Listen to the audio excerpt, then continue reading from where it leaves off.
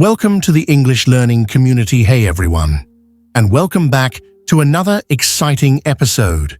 Today, we're diving into something truly special, a story that's not just going to improve your listening and writing skills, but also inspire you to take your English to the next level. So, grab a cup of coffee, sit back, and let's get started. Speak smoothly, mastering English fluency. Without hesitation, a dream in New York. In the heart of New York City, where skyscrapers touched the clouds and the streets buzzed with life, lived a young woman named Maria. At 25, Maria had a dream: to become a successful journalist and tell stories that mattered. But there was one thing holding her back: her struggle with speaking English fluently. Maria had moved to the US from Mexico 5 years ago. She had learned English in school, but speaking it in real life was a different challenge. Every time she tried to have a conversation, her words stumbled, her sentences broke, and her confidence shattered. She often felt like her thoughts were trapped in her mind, unable to find the right words to express herself. One day, while scrolling through job listings online, Maria came across an opportunity that made her heart race. A local news website was looking for a bilingual reporter to cover stories in both English and Spanish. It was the perfect job for her, except for one thing. The application required a video interview in English. Maria stared at the screen, her hands trembling. "How can I do this?" she whispered to herself. "I'll mess up. They'll laugh at me." But deep down, she knew she couldn't let fear stop her. She had come too far to give up now. With a deep breath, she decided to apply. "I'll figure it out," she told herself. "I have to try." The first step, Maria knew she needed help. So she signed up for an English conversation class at a local community center. The class was small, with people from different countries: China, Brazil, Nigeria, and more. The teacher, a kind woman named Ms. Thompson, welcomed everyone with a warm smile. "Welcome, everyone. Today, we're going to practice speaking English without fear. Remember, fluency isn't about perfection. It's about communication. Let's start with simple introductions. Who would like to go first?" Maria's heart pounded as she raised her hand. "I'll go," she said, her voice shaky. "My name is Maria. I'm from Mexico. I want to be a journalist, but, my English is not good." Ms. Thompson smiled. "Maria, thank you for sharing. You're doing great. Remember, it's okay to pause and think. The goal is to keep going, even if you make mistakes." Maria nodded, feeling a little more at ease. As the class continued, she listened to the others introduce themselves. Some spoke fluently, while others struggled like her. But no one laughed or judged. Instead, they encouraged each other, offering smiles and kind words. By the end of the class, Maria felt a spark of hope. Maybe, just maybe, she could learn to speak English without hesitation. A new friend. After class, Maria stayed behind to talk to Ms. Thompson. "I have a video interview coming up," she said. "I'm really nervous. Do you have any advice?" Ms. Thompson nodded. "The key is to practice. Speak English every day, even if it's just to yourself. And don't be afraid to use filler words like or you know to give yourself time to think. Native speakers do it all the time." Maria smiled. "Thank you. I'll try that." As she left the community center, Maria noticed a man sitting on a bench outside, reading a book. He looked up and smiled. "Hi, are you in the English class too?" Maria nodded. "Yes, I'm Maria." "I'm Ahmed," he said. "I'm from Egypt. I'm also trying to improve my English. Maybe we can practice together sometime." Maria's eyes lit up. That would be great. I need all the practice I can get.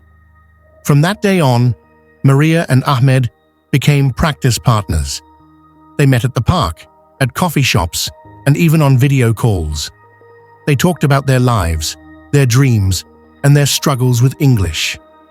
Ahmed was patient and encouraging, and Maria felt her confidence growing with each conversation. The video interview. The day of the video interview arrived, and Maria felt a mix of excitement and fear. She sat in front of her computer, took a deep breath, and clicked the Join Meeting button.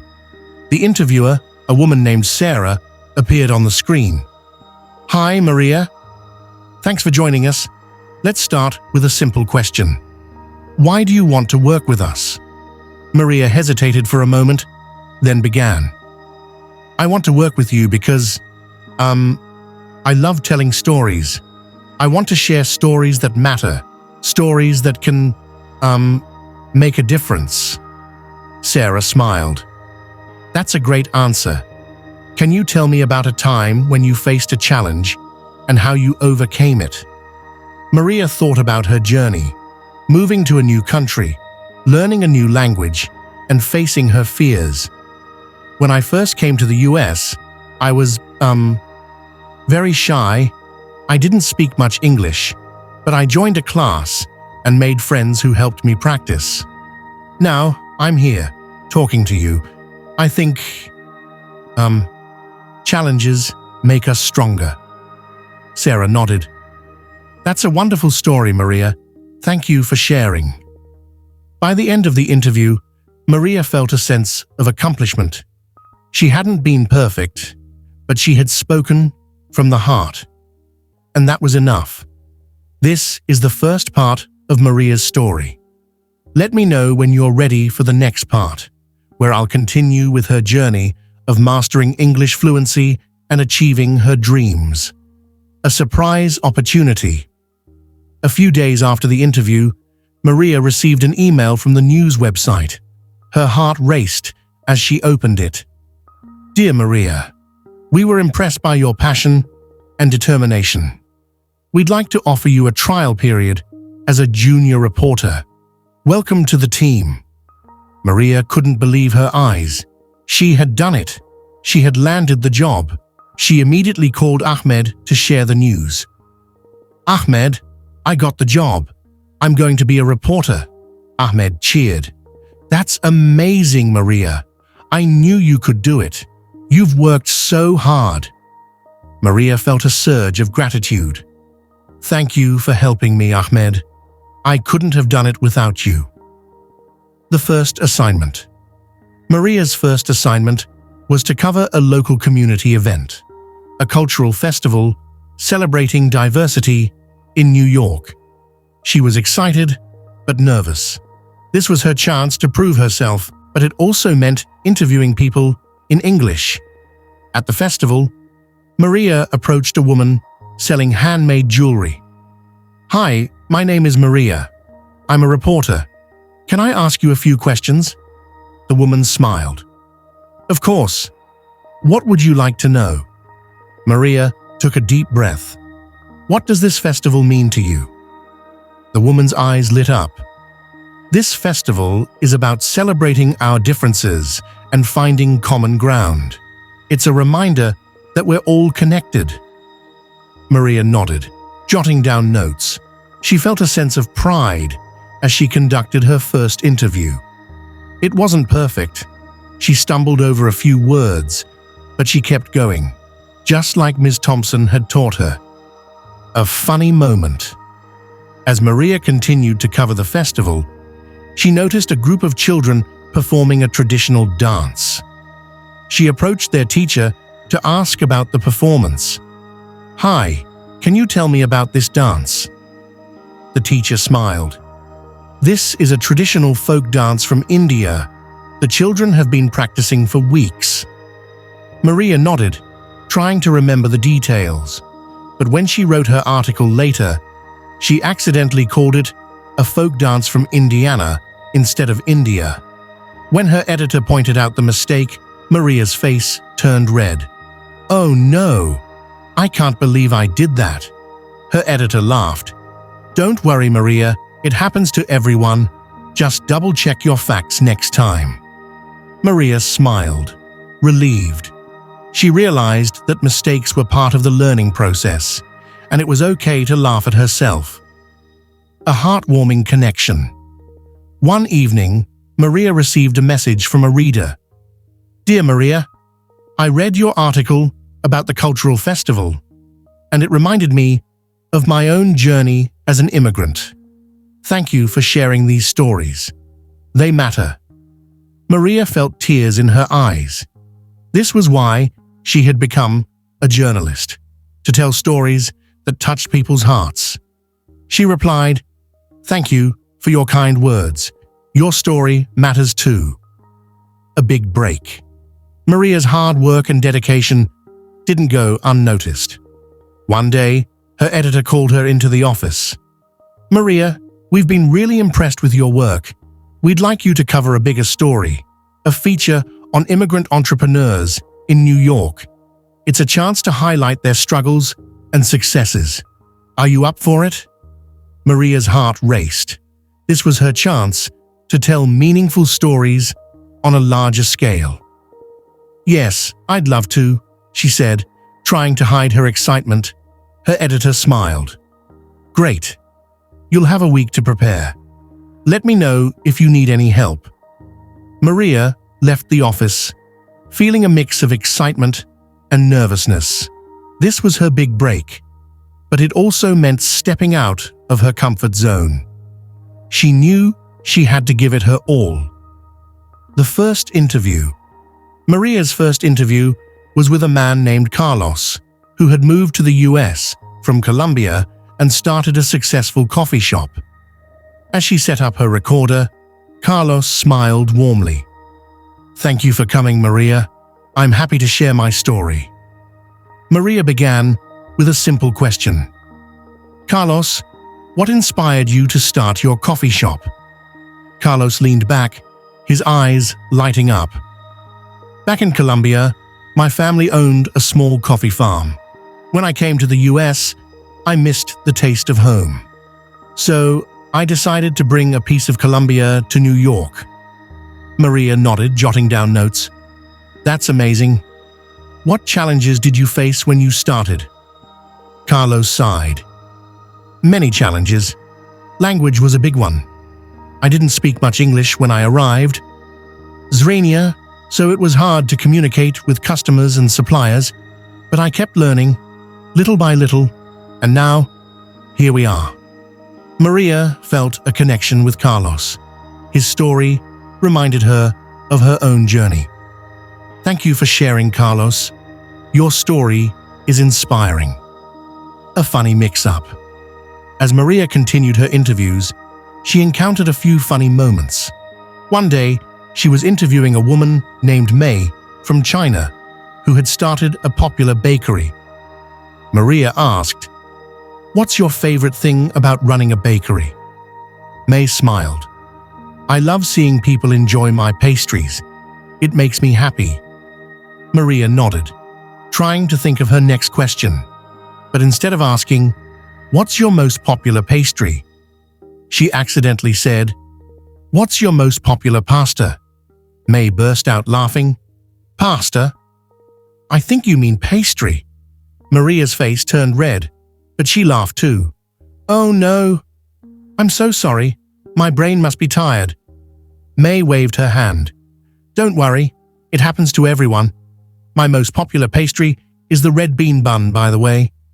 Maria smiled, grateful for May's kindness. She realized that even in embarrassing moments, people could be understanding and supportive. A heartwarming connection. One of Maria's most memorable interviews was with a man named Samuel from Nigeria, who had started a non-profit to help immigrant children. As they talked, Samuel shared his own struggles with learning English when he first arrived in the US. "I remember feeling so lost," Samuel said. "I couldn't express myself, and it made me feel invisible. That's why I started this organization, to help kids like me find their voice." Maria felt tears in her eyes. "That's so inspiring, Samuel. Your work is changing lives." Samuel smiled. "Thank you, Maria. And you're doing important work too. Your stories give people hope." Maria left the interview feeling a deep sense of purpose. She realized that her work wasn't just about writing articles, it was about connecting with people and sharing their stories with the world. The life lesson. As Maria worked on her feature, she reflected on her journey. She had started as a shy immigrant struggling with English, but now she was a confident journalist telling stories that mattered. She realized that fluency wasn't about speaking perfectly, it was about communicating with heart and connecting with others. One evening, as she sat in her apartment finishing her article, she thought about all the people who had helped her along the way: Ms. Thompson, Ahmed, Carlos, May, Samuel, and so many others. They had shown her the power of kindness, patience, and perseverance. She wrote in her notebook, "Fluency is not about perfection. It's about connection. It's about finding the courage to speak, even when you're afraid. And it's about listening to others, because every voice matters." A bright future. Maria's feature on immigrant entrepreneurs was published a week later. It received overwhelming praise from readers and even won an award for excellence in journalism. Maria felt a surge of pride and gratitude. She had achieved her dream, but more importantly, she had found her voice. One day, Ahmed called her. "Maria, I read your article. It's amazing. You've come so far." Maria smiled. "Thank you, Ahmed. I couldn't have done it without you. You've been such a great friend." Ahmed laughed.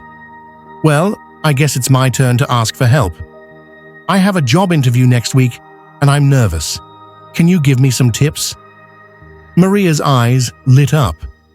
"Of course. Let's practice together. You've got this, Ahmed." As they practiced, Maria realized that her journey wasn't just about her own success. It was about lifting others up and helping them achieve their dreams too. The final lesson. Maria's journey taught her that language is more than just words. It's a bridge that connects people. It's about kindness, patience, and the willingness to learn from one another. And most importantly, it's about believing in yourself, even when the path seems difficult. As she walked through the streets of New York, Maria felt a deep sense of gratitude. She had faced her fears, embraced her mistakes, and found her voice.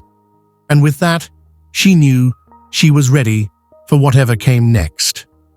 A funny and emotional ending. One evening, Maria decided to host a small gathering at her apartment to celebrate her success. She invited Ahmed, Ms. Thompson, Carlos, May, Samuel, and a few other friends she had made along the way. The room was filled with laughter, delicious food, and stories from around the world. As they sat around the table, Maria stood up to make a toast. "I want to thank all of you for, being part of my journey. You've taught me so much, and I'm really grateful." Ahmed raised his glass. "To Maria, the queen of pastries, journalism." The room erupted in laughter. Maria's face turned red, but she laughed too. Okay, I admit it. I'll never live that down." Ms. Thompson smiled. "Maria, you've come so far, but I have to ask, have you finally learned how to say pastry correctly?" Maria grinned. "Oh, you mean the, sweet bread thing?" Everyone burst out laughing. Carlos shook his head, smiling. "Maria, I think you're the only person who can make a room full of adults laugh by saying sweet bread thing." Maria shrugged. "Well, it works, doesn't it?" As the laughter died down, Maria felt a wave of emotion wash over her. She looked around the table at the faces of the people who had become her family in New York. She thought about how far she had come, from a shy immigrant struggling with English to a confident journalist telling stories that mattered. But just as the laughter subsided, Maria's phone buzzed. It was a video call from her parents in Mexico. She answered, and her mother's face filled the screen. "Mija, we're so proud of you," her mother said, tears in her eyes. Maria's father chimed in. "We knew you could do it, Maria. You've made us so proud." Maria felt tears streaming down her face. "Thank you, Mama, Papa. I couldn't have done it without you. You've always believed in me." Her younger brother Luis popped into the frame. "And don't forget me, I'm your biggest fan." Maria laughed through her tears. "I could never forget you, Luis. You're my hero." The room fell silent, the weight of Maria's words sinking in. Even Ahmed, who was usually quick with a joke, had tears in his eyes. "Well," he said, wiping his cheeks, "I think we all need a tissue."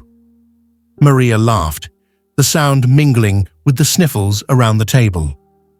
"And maybe another toast," she added, raising her glass, "to family, friends, and sweetbread things." As everyone clinked their glasses again, Maria realized that her journey wasn't just about learning English or building a career.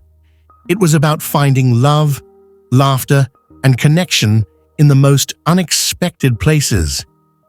And with that, she sat back down, feeling grateful, confident, and ready for whatever came next, sweetbread things and all.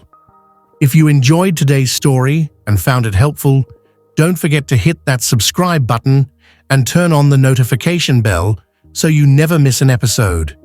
We've got so many more inspiring stories, practical tips, and fun lessons coming your way to help you master English and boost your confidence. And hey, if you're feeling extra motivated, leave a comment below and tell us, what's one mistake you've made while learning English, and what did you learn from it? We'd love to hear your stories and cheer you on. Thank you so much for joining us today. Remember, every step you take is progress, and we're here to support you every step of the way. Until next time, keep learning, keep growing, and keep believing in yourself. You've got this.